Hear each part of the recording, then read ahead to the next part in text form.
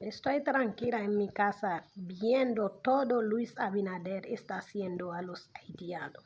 Luis Abinader, déjame decirte, todo lo que tú tienes aquí, toda la cosa de construcción, toda la cosa de Cunuco, todo es los haitianos que lo hice. Luis Abinader, yo pensaba, usted era una gente más que lo que uno piensa, pero usted es una basura, usted es una sinvergüenza, ¿ok?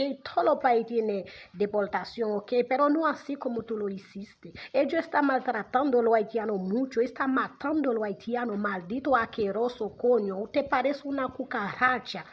Uno piensa cuando tú subes, usted viene a arreglar ventila, cuando tú llegues, usted viene a gatar todo.